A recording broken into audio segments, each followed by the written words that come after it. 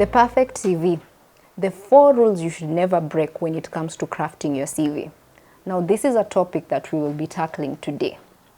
A lot of candidates usually break a lot of rules when it comes to sending their applications without even knowing it. This is usually majorly because of failure to convey the right message.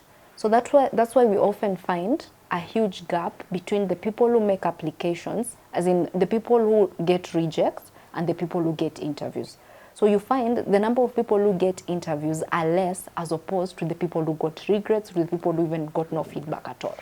So we're going to bridge that gap by looking into the 4 rules you should never break. Number 1, tailoring your CV to suit a specific advert. That is rule number 1. Never send a generic CV, never send a CV without looking into the contents of what an advert is requiring. Because the moment you do that, you will find a lot of regret emails. Sometimes you'll never even get feedback. So you always have to compare, what is the advert looking for? What kind of skills are they looking for? Have I done those skills? If so, how do I articulate that information into the CV? These are the duties that they're looking for. How have my roles been structured to fully resonate with what this advert is looking for? And it always has to meet 90% of what these recruiters are looking for. Not even 50%, not even 20%, 90%. So always tailor your CV to suit the specific advert. That's rule number 1. Rule number 2, use a convincing language. So here, don't include basic information in the CV. Because remember, these recruiters have come across thousands of CVs, millions of CVs. So they already know what they're looking into. So you need to bring out that unique selling factor. Why should they select you as opposed to someone else? So don't use jargon, because it's not a writing competition. It's a simplified language, but professional at the same time.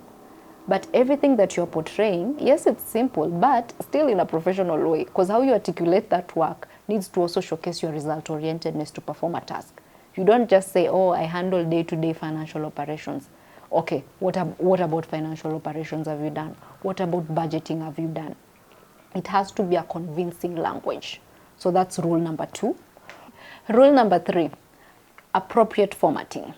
So this is very crucial, and a lot of people tend to overlook the formatting because they're like, who will have time to look at formatting?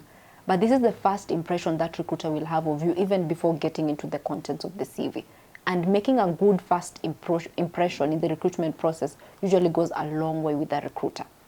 So when it comes to formatting, it has to be well structured. It needs to also be modern. And by modern here, I'm talking about having an ATS format. Why I'm insisting on ATS formats, it's because with how technology is taking over things nowadays, recruiters are even using a software called an applicant tracking system.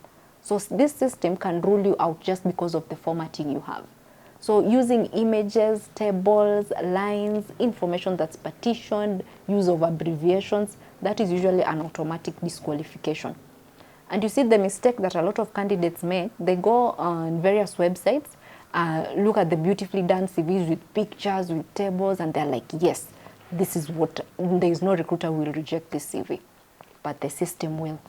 So always having the appropriate formatting always goes a long way with the recruiters. So always ensure you have a clean format that is well structured, well laid out. Rule number 4, and the final one, always proofread your work. Because the moment you do not proofread your work, it shows you did the work in a hurry. And what does that also mean? You didn't fully read in the instructions of the advert. Because the instructions of the advert will always indicate we're also looking for someone who is keen to detail. So the moment they see errors, you've already put them off. Because number 1, this person doesn't follow instructions. Number 2, this person is not keen enough. And the role requires keen attention to detail. So if this person is already making mistakes, we haven't even called this person for the interview. What if we give this person their job? Chances are they'll even make more mistakes as opposed to what we even expected. So always proofreading your work goes a long way. Even having a third eye, like reaching out to us, the professionals. Remember, we'll be able to notice things that you would not have noticed at a glance. So at Corporate Staffing, we assist professionals in crafting CVs. So the review, of course, is usually free. Consultation is free, but the write-up is usually at a charge. So you can reach out to us and we'll be able to assist me together with my team. Thank you.